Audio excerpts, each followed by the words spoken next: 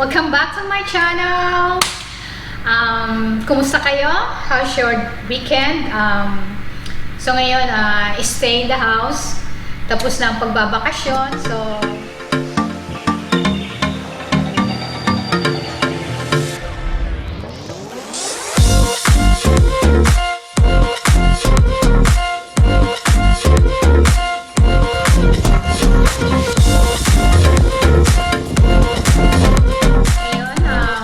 pakita ko sa inyo, i-share ko sa inyo yung aking recipe sa aking homemade meatloaf.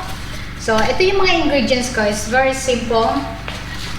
I have 2 pounds of lean beef ground. Yan. So, this is easy. Ilalagay ko lang sa isang bowl. There you go. Tapos, a half cup of breadcrumbs. Kalimutan ko. Yan. Lagay mo lang siya. This is easy, guys.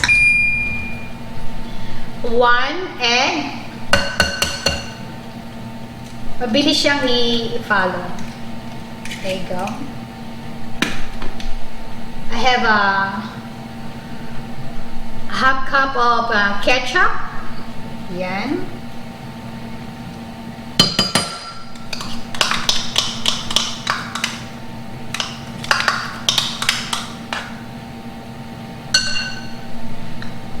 And here, I have a parsley, fresh parsley, smells good. I have onion and garlic. So, i-blend ko siya together, tapos ilalagay natin siya rito sa bowl.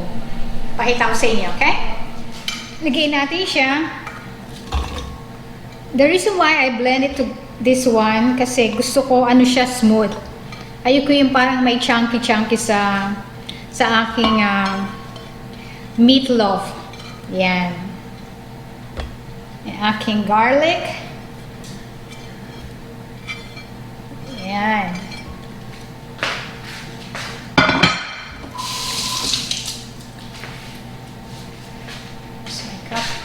Kung ayaw nyo naman ng mag-blend ng ganito, pwede nyo gamitin yung powder na onion or powder na garlic para mas mabilis. Usually yun din ang ginagawa ko pagka rush yung meatloaf ko. I need to find my powder.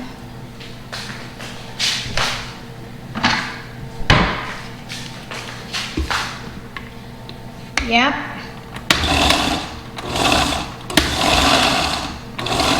Okay.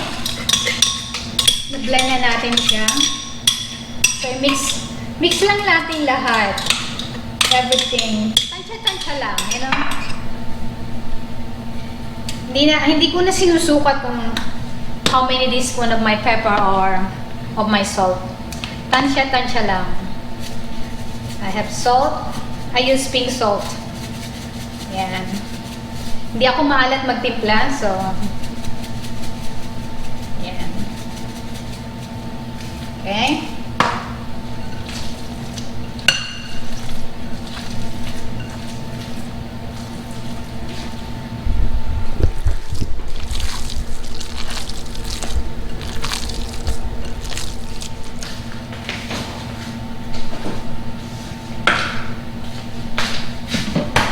Okay, the last one is milk. Any kind of milk, it's up to you. Normal milk, almond milk.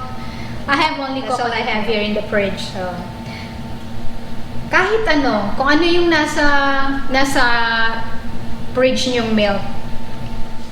Yan.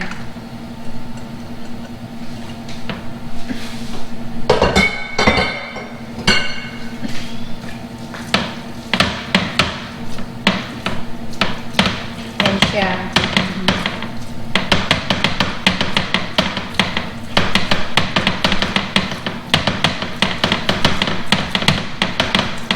Ayan. We bake this one at 350 degrees, which is my oven is right now in the oven.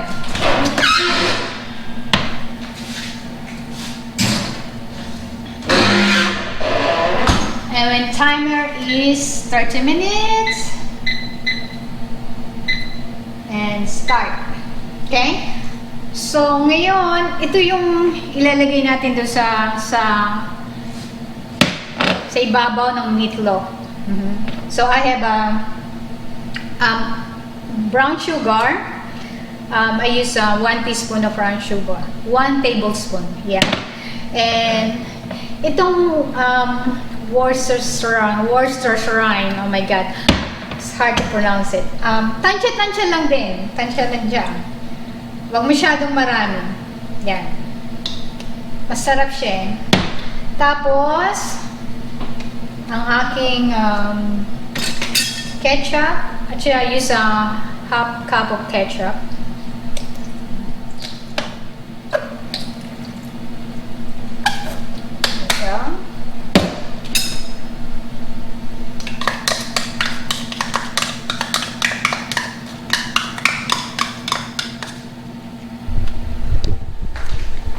Just mix it.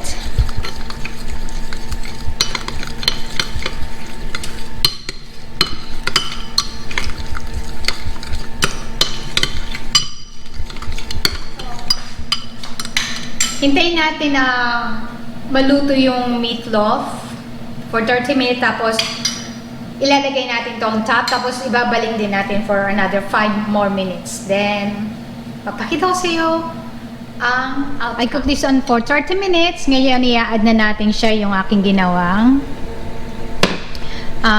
ketchup, Worcestershire, and brown sugar. So, ilalagay lang siya natin. Spread lang siya natin ganyan. Yan.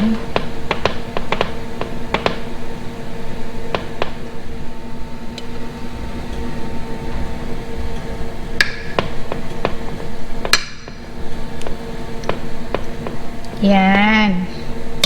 Ibalik-uli natin siya sa oven. We bake another 5 minutes more. Tapos, yan. Luto na ang aking meatloaf.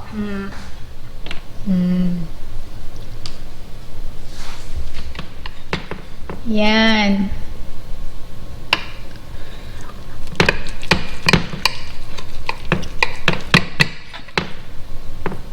Yan. Homemade. Masarap siya. Masarap kahit sa rice, sa mashed potato or baked potato. Yan. Partner mo siya dyan. Masarap. Pwede rin dyan sa garlic bread. Thank you guys for watching. Please don't forget to subscribe and like my channel.